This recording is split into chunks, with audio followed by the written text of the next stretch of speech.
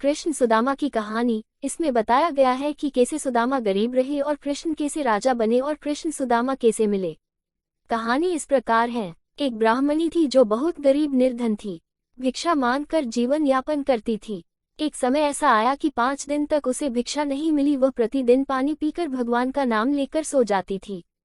6वें दिन उसे भिक्षा में 2 मुट्ठी चना मिले। कुटिया पर पहुंचते पहुंचते रात हो गई। ब्राह्मणी ने सोचा अब ये चने रात में नहीं खाऊंगी, प्रातः काल वासुदेव को भोग लगाकर तब खाऊंगी।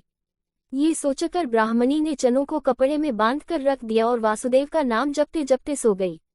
ब्राह्मणी के सोने के बाद कुछ चोर चोरी करने के लिए उसकी कुटिया में आ गए।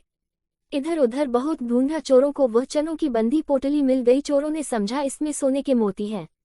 इतने में ब्राह्मणी जाग गई और शोर मचाने लगी। गांव के सारे लोग चोरों को पकड़ने के लिए दौड़े। चोर वह पोटली लेकर भागे। पकड़े जाने के डर से सारे चोर सांदीपनी मुनि के आश्रम में छिप गए। सांदीपनी मुनि का आश्रम में भगवान श्री कृष्ण और सुदामा शिक्षा ग्रहण कर रहे थे। गुरुमाता को लगा कि कोई आश्रम के अंदर आया है। गुरुमाता देखने के लिए आगे बढ़ी। चोर डर गए और आश्रम से भागे।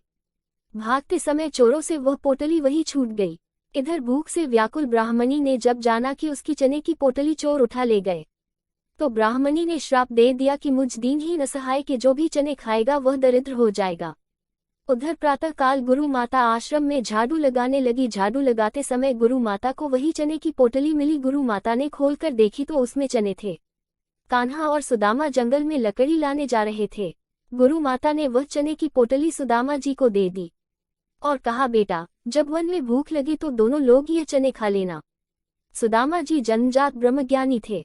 उन्हें ज्ञात हो गया कि यह शापित चने हैं, इन्हें कान्हा को किसी सूरत में नहीं खाने देना है। सुदामा ने सोचा कि चने अगर त्रिभुवनपति श्री कृष्ण को खिला दिए तो सारी सृष्टि दरिद्र हो जाएगी। ये चने स्वयं खा जाऊंगा लेकिन कृष्ण को नहीं खाने दूंगा। और सुदामा जी ने सारे चने खुद खा लिए। चने खाकर दरिद्रता का श्राप सुदामा जी ने स्वयं ले लिया, लेकिन अपने मित्र श्री कृष्ण को एक भी दाना चना नहीं दिया। शाप की वजह से फिर कालांतर में सुदामा गरीब ब्राह्मण रहे। अपने बच्चों का पेट भर सके उतने भी सुदामा के पास पैसे नहीं थे। सुदामा की पत्नी ने कहा, हम भले ही भूखे रहें लेकिन बच्चों का पेट तो भरना चाहिए ना। इतना बोलते बोलते उसकी आंखों में आंसू आ गए। सुदामा को बहुत दुख हुआ। उन्होंने कहा, क्या कर सकते हैं, किसी के पास मांगने थोड़े ही जा सकते हैं। पत्नी ने सुदामा से कहा, आप कई बार कृष्ण की बात करते हो, आपकी उनके साथ बहुत मित्रता है ऐसा कहते हो।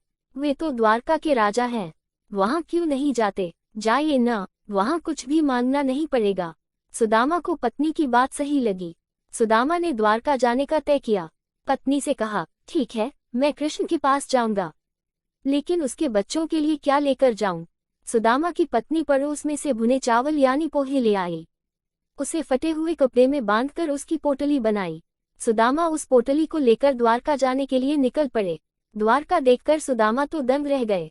पूरी नगरी सोने की थी, लोग बहुत सुखी थे। सुदामा पूछते पूछते कृष्ण के महल तक पहुंचे। दरबार ने साधु जैसे लगने वाले सुदामा से पूछा, ओ भाई यहाँ क्या काम है? सुदामा ने जवाब दिया, मुझे कृष्ण से मिलना है, वो मेरा मित्र है, अंदर जाकर कहिए कि सुदामा आपसे मिलने आया है। दरबार को सुदामा के वस्त्र देखकर हंसी आई। उसने जाकर कृष्ण को बताया। सुदामा का नाम सुनते ही कृष्ण खड़े हो गए और सुदामा से मिलने दौड़े। सभी आश्चर्य से देख रहे थे। कृष्ण सुदामा को महल में ले गए। सांदीपनी ऋषि के गुरुकुल के दिनों की यादें ताज़ा की। सुदामा कृष्ण की समृद्धि देखकर शर्मा गए। सुदामा पोहे की पोटली छुपाने लगे, लेकिन कृष्ण ने खींच ली।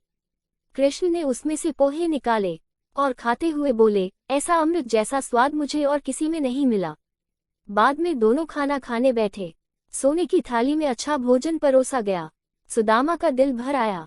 उन्हें याद आया कि घर पर बच्चों को पूरा पेट भर खाना भी नहीं मिलता है। सुदामा वहां 2 दिन रहे। वे कृष्ण के पास कुछ मांग नहीं सके। तीसरे दिन वापस घर जाने के लिए निकले। कृष्ण सुदामा के गले लगे और थोड़ी दूर तक छोड़ने गए। घर जाते हुए सुदामा को विचार आया, घर पर पत्नी पूछेगी कि क्या लाए, तो क्या जवाब दूंगा। सुदामा घर पहुंचे। वहां उन्हें अपनी झोपड़ी नजर ही नहीं आई। उतने में ही एक सुंदर घर में से उनकी पत्नी बाहर आई।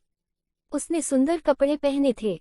पत्नी ने सुदामा से कहा, देखा कृष्ण का प्रताप, हमारी गरीबी चली गई, कृष्ण ने हमारे सारे डैक दूर कर दिए। सुदामा को कृष्ण का प्रेम याद आया। उनकी आंखों में खुशी के आंसू आ गए। वह दिन अक्षय तृतीया का था। तब से प्रति अक्षय तृतीया पर श्री कृष्ण सुदामा की ये कथा सुनाई जाती है। देखा दोस्तों, कृष्ण और सुदामा का प्रेम यानी सच्चा मित्र प्रेम। तो दोस्तों, सच्चे प्रेम में ऊंच या नीच नहीं देखी जाती और न ही अमीरी गरीबी देखी जाती है।